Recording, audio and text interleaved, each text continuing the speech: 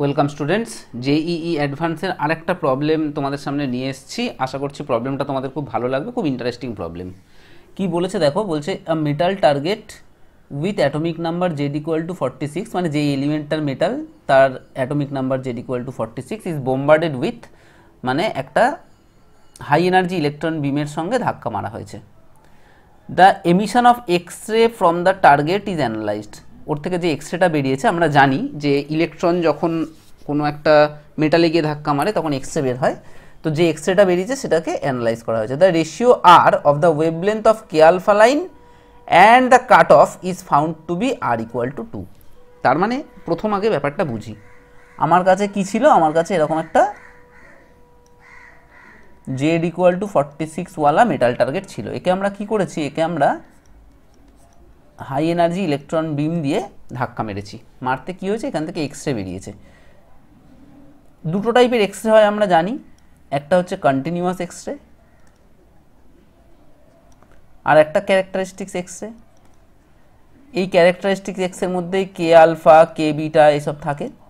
তো এই কে আলফা কে বিটা এই সমস্ত লাইনের যে এক্স রে বেরিয়েছে তার যে ওয়েভলেন্থ সেটাকে আমরা ল্যামডা কে বলছি।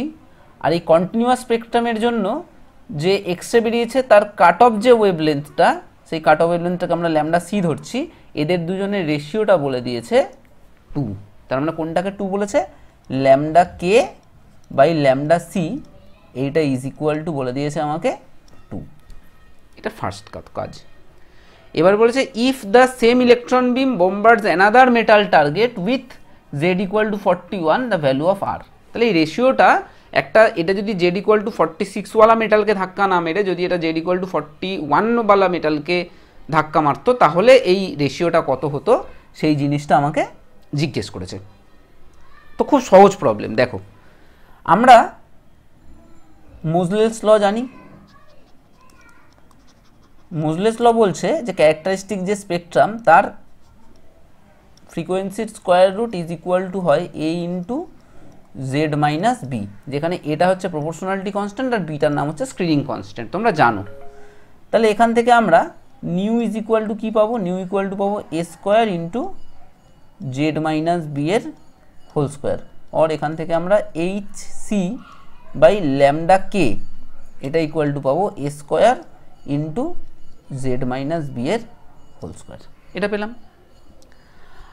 আর ক্যারেক্টারিস্টিক এক্সের জন্য এটা হয়ে গেল। কন্টিনিউয়াস এক্সের জন্য আমরা জানি H C by lambda C, এইটা ইজ ইকুয়াল টু হচ্ছে ইভি, এটা হয় H C by lambda cut off is equal to eV হয়, এটাও আমরা জানি, যারা একটু পড়াশোনা করেছো অবশ্যই জানো। এখান থেকে তাহলে আমরা এইচ সি ইকুয়াল টু পাচ্ছি এ স্কোয়ার জেড মাইনাস বি এর হোল স্কোয়ার ল্যামডাকে, আর এখান থেকে পাচ্ছি H C is equal to lambda C EV.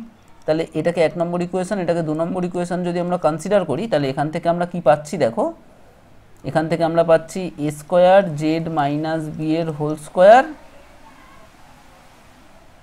Lambda K is equal to lambda C EV. আর এইখান থেকে lambda K by lambda C, এটা ইকুয়াল টু আসছে EV by a square into Z minus B এর whole square. আচ্ছা, এর ভ্যালুটা আবার দেওয়া আছে আমাদের 2। তাহলে এখান থেকে পরিষ্কার কথা ইভি ইকুয়াল টু আমরা কি পেয়ে যাচ্ছি, ইভি ইকুয়াল টু পেয়ে যাচ্ছি 2 a square Z minus B এর হোল স্কোয়ার। পরিষ্কার গল্প হচ্ছে, এই হচ্ছে আমাদের সিম্পল প্রবলেম। দেখো ইভি ইকুয়াল টু আমার বেরিয়ে গেল 2 a square into Z minus B এর হোল স্কোয়ার।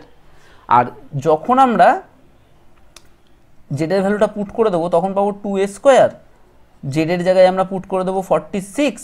আর একটা জিনিস মনে রাখবে যে কে আলফা কে বিটা মানে কে সিরিজের লাইনগুলোর জন্য এই বি এর ভ্যালু হয় 1, তাহলে এটা 46 মাইনাস 1 এর হোল স্কোয়ার, তাহলে এটা হয়ে যাবে 2 এ স্কোয়ার ইন্টু 45।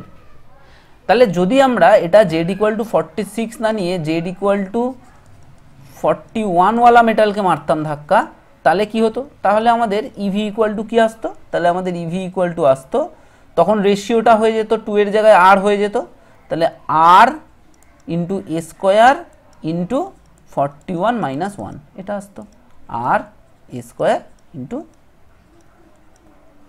40 স্কোয়ার, এখানে 41 মাইনাস 1 স্কোয়ার মানে 40 স্কোয়ার, এখানে 45 স্কোয়ার, স্কোয়ারটা দিতে কিন্তু ভুলে গেছিলাম। এটাকে ইকুয়েশন নাম্বার 3 দিয়ে দাও, এটাকে ইকুয়েশন নাম্বার 4 দিয়ে দাও।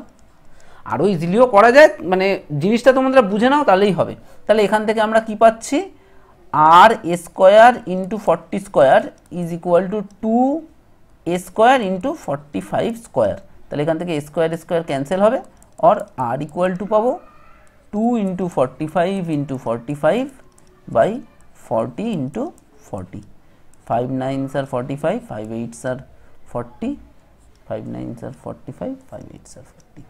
এটা পেলাম, এখান থেকে একটা 4 পেলাম। তাহলে 81/32 হিসাব করলে মোটামুটি 2.53 এই আনসারটা আসে।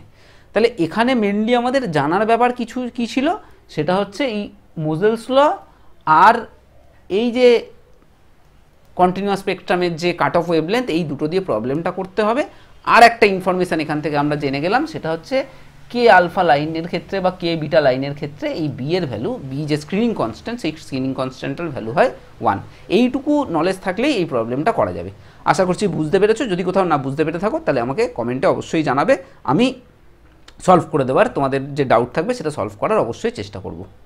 তো পরের ক্লাসে আমি আবার একটা যে এই অ্যাডভান্সের প্রবলেম সম্বন্ধে ডিসকাস করব।